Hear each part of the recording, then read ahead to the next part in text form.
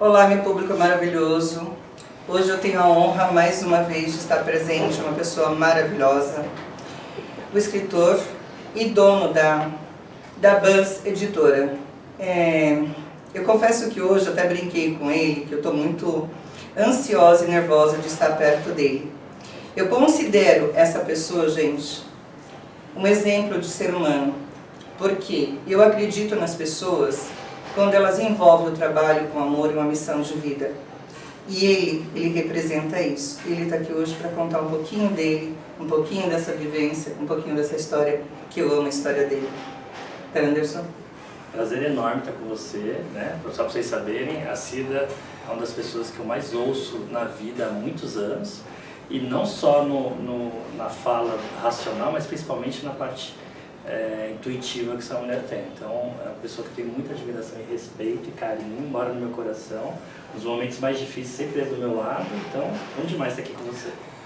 Nossa, gente! Conte um pouquinho de você para nós. Bom, eu sou filho do Feural da Dona Toninha, cresci num bairro, no Jardim Miriam, um bairro de periferia de São Paulo, na época era o bairro mais perigoso de São Paulo. Peraí, eu nasci no Jardim Miriam. Então. Não Uau! Disso aí. Não sabíamos! Na minha época era o bairro mais perigoso de São Paulo, hoje melhorou, é o quarto mais perigoso, né? Então já deu uma melhorada ali no bairro. E meu pai sempre dizia, né? Diz até hoje, meu pai fala assim, ó, estuda, que é o estudo que vai tirar a gente dessa condição que a gente está para uma condição melhor. Então eu sempre estudei muito, ao ponto assim, se eu chegasse em casa, tivesse faltado na escola, porque eu nunca quebrei nada, mas eu tivesse quebrado uma perna, meu pai ia ficar muito bravo, porque faltar na escola não podia faltar, tipo, tinha que estudar. Podia quebrar a perna, mas tinha que ir para a escola. escola. Exatamente. E aí aconteceu que a gente sempre estudou, e aí em 2014, 2015, eu tive, né, com 9 anos de idade eu vendi geladinho na rua, trabalhei na feira com 12, 13 anos, aí com 15 anos eu fui ser office boy numa empresa, e depois eu fui trabalhar numa editora como office boy. E lá eu descobri um mundo gigantesco, um mundo do conhecimento, porque lá tinham vários autores que eu trabalhava, que eu via e dava treinamento, eu dava palestra, né? Na época nem existia esse negócio de palestra, estamos falando de 94, né? Palestra estava começando a despontar, né? Não era como tem hoje os palestrantes. Sim. E aí eu via aqueles caras dando aula, eu ficava impressionado com aquilo, e aí eu criei uma meta pessoal, falei, com 18 anos eu quero fazer a minha primeira palestra. E comecei a estudar, me preparar para isso. E aí a minha esposa, que você conhece muito bem, a Tabata... Um beijo pra Tabata! Foi fazer ela se formou em secretariado e o trabalho de conclusão de curso era organizar um evento na sala de aula dela. E ela falou, precisa de um palestrante. Eu falei, pô, eu aqui. E aí foi eu virar o palestrante. Quando a professora soube que eu trabalhava na editora Gente, com um monte de nomes, né, o César Souza, o Chinha Chique, uma cara ver um monte de nome, ela falou, não, esse cara deve ser bom, porque olha com que ele tá, né? E aí virou uma palestra no auditório do colégio para 200 pessoas, convidaram o reitor Tava, empresários da região. Eu tive literalmente desinteria, minutos antes de entrar no palco, imagina, fiquei desesperado. Mas aí subi, fiz a palestra, e aí foi muito bacana porque deu super certo. A palestra aconteceu, e aí, tanto que quando acabou a palestra, uma das empresas que estava lá, que era o Senac me contratou para fazer uma outra palestra, e aí eu não tinha nem preço de palestra, imagina. E aí palestra é uma coisa muito legal, porque o efeito boca a boca ele funciona absurdamente bem. Muito. Um indica para o outro, que indica para o outro, que indica para o outro, e putz, falando agora de palestra, fiz palestra para Bradesco, Itaú, Duratex, Brastemp, no Japão e outros países, né? E depois, em 2002, eu fui fazer meu primeiro livro. E hoje eu tenho 8 livros publicados, mais de 2 milhões de livros vendidos. Um deles está na lista dos mais vendidos essa semana. Durante 2 semanas foi o livro mais vendido do Brasil, as 2 semanas anteriores. Uau! Então eu estou bem feliz de saber que tem mais gente nesse mundo com sede de viver o seu propósito, com sede de carinho, de afeto, de amor, né? Então, estou feliz demais. Feliz estamos nós de estar sabendo dessa trajetória, porque muitas vezes as pessoas olham assim, você está lá, subiu a escada, nossa, mas para ele é fácil, mas a trajetória que se vem é muito mais delicioso, porque você olha para trás e você vê que eu consegui. Sim, às vezes eu dou aula para os meus alunos, e aí eles falam assim, mas como que você vendia livro antigamente? Porque hoje em dia não é que está mais fácil, mas é muito mais simples o processo. Na minha época eu tinha que levar troco. Acabava a palestra, minha palestra, eu descia com troco para vender livro ali no dinheiro. Não tinha maquininha de cartão, não existia isso. Maquininha de cartão, gente, é um luxo dessa modernidade que está hoje. Mas eu sou vendedor raiz, né? Então era troco ali. No aeroporto, entre um voo e outro, no aeroporto autografando livro. Várias fotos, situações, deu fazendo autógrafo para chegar no evento já com o livro adiantado, o autógrafo. Tipo problema no ombro, de carregar peso, que você carregava, não tinha. Hoje em dia não, você chega no evento, você entrega o livro, lá tem uma equipe já do evento que vai cuidar e vai vender, você entrega a maquininha do cartão, por exemplo, o evento vende e depois te acerta. É outra história. Não tinha redes sociais, né? Não tinha história de vender. Imagina, eu sou da época de Orkut, né? Enfim. Do boca a boca, praticamente, né? Era uma outra época, né? E lá atrás, quando surgiu o Facebook não era esse canal de venda que virou hoje essa grande vitrine, né?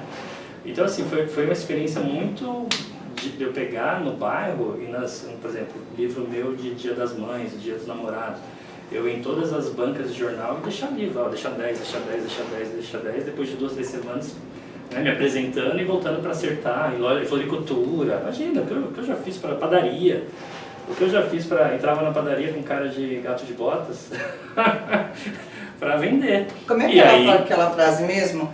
Nunca foi sorte, foi trabalho. Não foi sorte, sempre foi Deus, tem essa. Isso. Que também está sempre presente na minha vida e gosta muito de mim.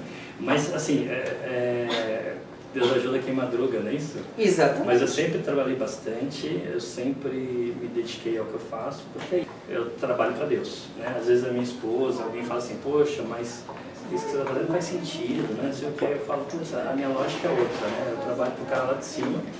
O grande culpado disso tudo, acho que é meu pai, porque meu pai sempre falou, né, a lei da semeadura, né, que assim, quem planta laranja, colhe laranja, quem planta tomate, colhe tomate, quem planta trabalho, colhe resultado, quem planta ódio, colhe raiva, né. Então eu sempre ouvi meu pai e sempre prestei atenção no que eu estava plantando. E quando você coloca uma dimensão de que você não trabalha para o seu chefe, você trabalha para algo maior, quando você bota a cabeça à noite no travesseiro, você tem aquela sensação de que você está fazendo parte de uma construção do Criador. É como se o Criador entrasse no seu quarto, né, botasse a mão na sua cabeça. Fala, dorme, filho. Assim, obrigado, filho. Benção. Obrigado, filha, por continuar meu projeto nesse mundo, né? Então, é isso que me move. Por isso que eu durmo pouco, você sabe disso? Eu durmo 4 horas por noite. Então, sem beber, né? Com bebê eu durmo menos ainda, que toda hora acordo. Olha, então assim, eu não bebo, eu também durmo só 4 horas por noite. Pra quê, né? A gente tem tanto pra produzir. Então, eu tenho a sensação que eu tô dormindo, sempre tive, de que eu tô perdendo tempo de vida. Mas é verdade. Então, e aí eu gosto muito de ler e quando eu escrevo, meus livros eu escrevo sempre à noite. É a voz do silêncio que me faz muito bem. Um diferencial, por isso que a gente não envelhece, a gente não dorme tanto. E uma curiosidade, não sei nem se você sabe disso, eu escrevo à mão meus livros. Eu tenho manuscrito de todos os meus livros. Eu não consigo escrever no computador. Eu escrevo à mão, até brinca, né? Tá psicografando, né? Porque tem hora que eu engato a primeira e vou embora. E aí a Marisa, que trabalha comigo há 20 anos, ela transcreve, e o combinado nosso, minha letra é horrível, você sabe disso, né? Se ela não entende a letra, ela faz marca com um marcador de texto, aí depois ela volta e fala, que palavra é essa? Aí às vezes eu sei, às vezes nem eu sei o que eu escrevi, nem eu entendo a palavra, mas enfim, no computador me trava. Aí eu fui pesquisar isso para entender, né, qual era a lógica. Eu tenho um estudo que diz que quando você escreve com a mão, você acessa o lado direito e esquerdo do cérebro instantaneamente. E quando você escreve só no computador, você só acessa um dos lados. Então, isso talvez seja uma das teses que justifique isso. Mas o problema é uma tendinite que eu tenho, né? Um problema que não sara nunca. Quando eu começo a escrever, me pega. Mas eu adoro escrever e para quem tem história para contar, eu recomendo que escreva, porque escrever, além de fazer muito bem para o coração, para a alma, eu acredito que é um processo de cura também. É uma terapia. É uma terapia. Você colocar os seus sentimentos, falar um pouquinho de você, ou daquilo que te incomoda, Isso. né? Anderson, fala um pouquinho da Bolsa para nós. Bom, em 2016 eu já tinha trabalhado na Editora Gente, no Grupo Sextante, que são grandes grupos editoriais. Mas aí chegou uma hora que eu falei, poxa, eu preciso, né, era sócio inclusive, mas eu falei, eu quero lançar o que eu acredito. Né? No mercado editorial funciona muito assim, eu vou lançar quem já é sucesso, vou lançar quem já é grande. E eu nunca acreditei nisso, eu sempre gostei de gente diferente, tanto que em 2000 2001, conheci um cara que cobrava R$90 para dar aula de reforço na USP. Era professor substituto. Leio uma pesquisa que diz que o segundo maior índice de separação no mundo de casais é dinheiro. Falta de dinheiro, excesso de dinheiro. Aí eu falo, pô, se eu fizer um livro que diminua esse índice de separação com dinheiro, vai ser bem legal. Aí eu vou atrás, monto o roteiro, vou atrás de um autor e aí eu lanço quem? Um cara chamado Gustavo Cerbasi. E dou o título. Quem deu o título foi eu, Casais Inteligentes Enriquecem Juntos. Um best-seller que ficou 11 anos nas listas mais vendidas. Olha a dica, gente. Depois, em 2007, 2008, eu conheço um texto, um amigo fala, olha o texto desse padre. O padre não lançava livro, ele não vendia livro. O padre que lançava livro era livro mais sobre oração, ou mais sobre teologia, mas não tinha... O padre não fazia livro que vendia, tá? Estou falando agora de 2007, 2008. E aí um amigo indica, vou ler o texto, e ele fala, ele está em São Paulo amanhã, conversa com ele. Né? Aí eu vou ler o texto, fico até 4 horas da manhã no texto, adorei o texto. No outro dia eu vou conhecer o autor, e aí converso, porque às vezes o texto é bom, mas não bate o autor, sei lá, tem que ter, tudo isso tem que bater. Que eu falo assim, tudo, né? É um lance de energia muito forte, escrever o livro. Você tem que acreditar no livro, acreditar no autor para levar essa mensagem para o mundo.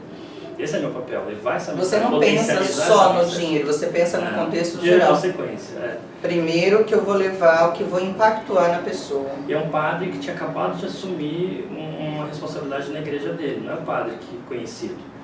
E ninguém sabia quem era. E aí eu pego e falo para ele assim no final da conversa, tem tudo para dar certo, você escreve bem, você fala bem, você é padre, né? Tem um fetiche no universo feminino, você canta e você é bonito. Aí ele falou, nossa, mas bonito? Eu falei, a gente vive numa mediocracia, a mídia define quem sobe, a mídia define quem desce. Sim. E é muito comum quando o veículo liga para nós aqui na editora, falar, a matéria é sobre relacionamento, mas vai ter foto. Então quando tem foto, você já sabe que muitas vezes quem vai sair é o psicólogo bonitinho. Às vezes o maior especialista não é o psicólogo bonitinho. Aí a matéria toda usa o conteúdo dele, mas a foto é do comercial de Doriana. É assim o mundo. Sim. E aí, quem é esse padre? O padre Fábio de Mello. Olha que maluquice. Né? E mais um monte de outros nomes que eu lancei que desde o começo. O Flávio Augusto, por exemplo, né? Falando um pouco aqui de Flávio Augusto, é o bilionário mais jovem do Brasil a conseguir fazer o primeiro bilhão saindo do zero, veio da periferia do Rio de Janeiro. Não foi herdeiro, né? Que é o dono da WhatsApp. E do Orlando City, que é o time de futebol lá dos Estados Unidos. Né? Imagina, a maior transação feita no esporte. Né? A gente tem Neymar, Ronaldinho Fenômeno, né? O Ronaldo Fenômeno, o Ronaldinho Gaúcho. Tantos jogadores que já negociamos para fora, a maior transação feita no esporte até hoje foi feita por um brasileiro que é um dono de um time de futebol. Mas assim, eu mando um e-mail para ele em 2011, que saiu uma matéria dizendo que a escola de inglês dele era a 4ª maior da América Latina, mas que tinha vindo da periferia. E aí eu falo, poxa, eu queria entender mais sua história, porque assim como eu vim da periferia, eu gosto de dar voz para quem veio. Ele não me responde. Depois de um mês eu mando outro e-mail, não responde. No 3º mês eu mando um e-mail e falo assim, olha, não quero ser inconveniente. Ele não dava entrevista, não é o Flávio que a gente conhece hoje, que é o maior canal de negócios das mídias sociais do Brasil, geração de valor. Não é desse Flávio, era o cara que não dava entrevista. E aí eu pego e falo, eu não quero ser inconveniente, se um dia você quiser contar essa história, eu gostaria de ouvir para ver se pode ouvir. Aí ele responde, eu não moro no Brasil, mas se eu vim para o Brasil, eu te converso. Depois de uns 8 ou 9 meses ele vem, a gente conversa, lancei o primeiro livro dele, que se tornou o livro mais vendido do ano no Brasil, que foi Geração de Valor, em 2015. Depois de V2, de V3 e Construir, que são todos best-sellers, né? E de lá pra cá, a gente criou uma amizade imensa e assim por diante. Enfim, é o Humanismo Extremo, do Tom Peters, que é acho que na minha opinião, né, tinha o Peter Drucker, que era o Papa da administração, que já faleceu, e o segundo cara da inovação, na excelência, é o Tom Peters. Ele é um cara transcendental, assim, ele transcende o mundo. Daqui a 10 anos, a 30 anos o pessoal fala sobre sobre você viver o essencial dentro das organizações, trazer a parte humana dentro das organizações. E aí, pela primeira vez, a gente conseguiu publicar o livro dele, que era um sonho que eu tinha de trazer o Tom Peters, que era um cara disruptivo, né? Um cara que está sempre à frente do tempo dele. E a gente publica agora o Tom Peters. Aí tem a Amazon, tem Seja Foda, best-seller, tem a Karina Peloy, que é a maior nutricionista no Brasil. Nas redes sociais tem, sei lá, acho que mais de 4 milhões e um engajamento absurdo. A Adriana Santana, o 365 Dias, que é a série lá do Netflix, sucesso mundial, mais de 1 milhão de livros vendidos no mundo, né, da autora. Só no Brasil foram alguns meses entre os 10 filmes mais assistidos. A autora está vindo agora para a Bienal. Enfim, o Rick Chester, que eu tenho um orgulho tremendo do Pega Visão, o rapaz vende água na praia, porque é isso que é diferente, né? As pessoas olham para a Buzz e pensam na editora, mas a gente faz um trabalho de agenciamento mesmo, né? Minha mulher fala que minha vida eu sou pior que obstetra, porque meu telefone não para de segunda a segunda e não tem hora, né? Mas você é a pessoa que traz, né, ao mundo o sonho das pessoas. Sim. E o teu olhar, quando você começou, você traz para dentro daquelas pessoas que estão querendo começar. Isso é um diferencial muito grande.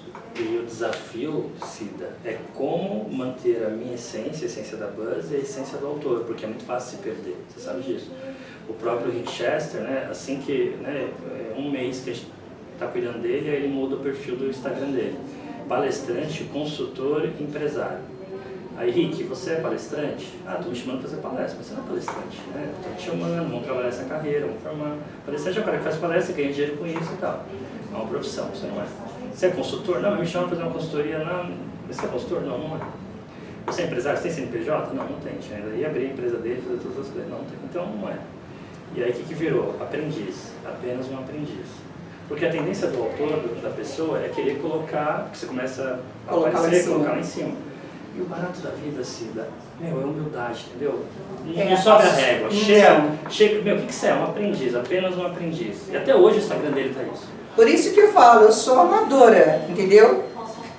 E as pessoas não entenderam a grandeza que existe quando você reconhece isso, porque você se conecta muito mais com a verdade do outro, Sim. Quando você é verdadeiro, do que quando você quer vender, porque você não engana. Minha mãe sempre falou, você pode enganar seu pai, sua mãe, professor, seu chefe, mas a vida você não engana não. Nunca. E a conta vem. Exatamente. E aí é muito legal ver com o Rick, que imagina, hoje, palestrante internacional, o sucesso que ele é, conseguir manter essa humildade. Empresas que o Rick trabalhou, né? Que trabalham Amazon, Santander, Facebook, Ambev, Heineken, que acabou de fechar agora, Casas Bahia, 99 Táxi, um monte de grandes empresas, né? Assim, você fala, poxa, como que é isso? O cara que vendia água em Copacabana, né? Ficava vendendo o dia inteiro garrafa de água, carregando 68 quilos no braço, hoje faz palestras para várias empresas, grandes empresas no Brasil e no exterior. Então é um motivo de muito orgulho para mim. O cara que morava na favela, num lugar onde o táxi e o Uber não chegava, a primeira coisa que a gente fez foi dar um adiantamento para ele mudar de casa para um lugar onde o táxi e o Uber pudesse chegar. A gente não sabia se ia vender. Eu falei, não posso te prometer nada. Não vou te prometer nada. Não sabia que ia dar. Podia dar muito certo, podia não dar nada. Mas deu. Por quê? Porque o Rick é uma pessoa extremamente humilde. Imagina, o irmão dele que emprestou para ele lá, sei lá, quantos anos atrás, 10 reais para ele comprar gelo na época, ele acabou de dar uma casa de presente para o irmão dele. Sabe assim, tipo, quantas pessoas lembram de quem ajudou lá atrás quando você estava passando por dificuldade, né? Então, eu não sei nem se podia ter falado disso, mas já falei. Mas assim, o Rick é um cara que tem um coração, ele é um coração que anda, entendeu? O coração dele não cabe no peito. E é um cara que quando ele sobe no palco, ele quer verdadeiramente impactar e transformar a vida das pessoas. Que eu falei, tem um borogodó, ele muda o ambiente, ele transforma o ambiente. Então, é esse tipo de gente que eu quero do meu lado, entendeu? Marcos Rossi é outro, o cara não tem braço, não tem perna, não tem nenhuma das pernas e nenhum dos braços. Aí você, porque de manhã quando saiu para trabalhar, derrubou o café na camisa, tem que trocar a camisa, acha ruim, acha que tem problema na sua vida. Imagina um cara que não tem perna, não tem braço. O cara não bebe água sozinho, o cara não vai ao banheiro sozinho, só que o cara é DJ, skatista, surfista, mergulhador certificado, com certificado internacional, toca em escola de samba, formado em direito, trabalha nos maiores bancos do Brasil, ou seja, tem 2 filhos. Cara, como que o cara faz tudo isso? Porque ele decidiu não passar na vida como se fosse um tronco jogado no rio, deixando com que a correnteza decidisse o caminho que ele ia seguir, entendeu? Ele tomou as rédeas da vida dele. Então é isso que falta para você que está assistindo a gente, e para cada um de nós, a gente está o tempo todo nesse estado de alerta do quão importante é você assumir o compromisso que é viver uma vida de modo que você possa orgulhar, né? Com realização, onde cada dia você, é o princípio do crescente, né? Hoje eu sou maior que ontem e menor que amanhã. Tá dada a dica, gente? Agora, amigo, deixa suas redes sociais e quem quiser e tiver conteúdo para esse homem escrever, vem. É isso aí. Anderson Cavalcante Oficial no Instagram e o da Buzz é Buzz Editora, @Buzz Editora. Gente, sem comentário, eu estou assim. Gratidão, amigo. Eu que agradeço. Você mora no meu coração. E você no meu, sabe disso. Beijo grande. A gente volta já já, gente. Nós estamos aqui para o Anderson Cavalcante, depois de uma bela entrevista, ele vai dar dicas dos livros que ele tem aqui, que foram lançados. Anderson. Legal. Bom, Ponto de Flexão, do Flávio Augusto, é um livro onde a gente fez 10 capítulos que mostra como que ele saiu da periferia do Rio de Janeiro e 10 decisões que ele tomou ao longo da carreira dele para que ele se tornasse um bilionário. Então, quais foram as grandes decisões, as 10 grandes decisões que tirou ele da periferia do Rio de Janeiro para se tornar um bilionário? É um best-seller. Seja Foda conta muito a história do Caio Carneiro, mas traz alguns conceitos, como por exemplo, um best-seller, 2 anos, o livro mais vendido do Brasil, mas é um livro onde ele fala sobre o segredo do sucesso está na sua mão. Né? Então está em cada dedo. Positividade, você tem que ser uma pessoa positiva, isso abre portas. Indicador, que é para você saber a direção, para onde você vai. Esse dedo é o dedo da atitude, né? Então tem hora que você tem que ter uma atitude de se posicionar, que seu sim seja sim, que não, seu não seja não. Esse é o dedo da aliança, né? O dedo do compromisso. E esse é o dedo dos pequenos detalhes, das pequenas coisas que você não pode deixar escapar na sua vida. Então é um livro aí que é um sucesso também. Segredos da Disney, do Dan, é um cara que entrou no estacionamento da Disney, trabalhando no Epcot, e se tornou vice-presidente da Disney depois de 19 promoções. E ele vai contando todos os desafios e várias coisas dos bastidores da Disney, que é bem bacana você entender como que essa empresa, que é tão focada no atendimento ao cliente, impacta a vida das pessoas no mundo inteiro, como que ela pensa essa questão do cliente. E vai embora, Viajar é Preciso, é um livro muito curioso do Mike Moraes, que viajou por vários lugares do mundo, e ele sempre, quando ele viaja, ele quer viver a experiência do local. Então ele foi naquele, por exemplo, aquele espaço lá que é onde o rato é sagrado, e você não pode pisar no rato, que se você pisar e matar um rato, você tem que deixar o peso do rato em ouro. Então ele visitou esse lugar, tomou sangue de cobra, enfim, cada lugar do mundo que ele foi, ele passa pela experiência do nativo para comer o bolo de droga, enfim. Bom, o João Apolinário, que é o dono da Polishop, outro livro também bem interessante, Inovar e Questionar o que já existe. Ele é um cara que é referência em inovação e ele conta vários causos, como que ele fez para mudar o mercado. Um dos exemplos é aquele George Foreman, né, que Sim. é uma resistência quente com uma chapa. E aí ele cria uma elevação onde a gordura sai e a proteína fica. E aí com esse ressignificado que ele criou para o negócio, as pessoas conseguiam ver a gordura sair, o negócio virou um sucesso mundial e de venda e tudo mais. Rick Chester, Pega a Visão, outro autor, você viu que eu gosto de falar, ficou aqui até amanhã. Pode falar. Rick Chester do Pega a Visão, nosso autor que vendia água lá em Copacabana, carregava 68 quilos de água todos os dias no braço.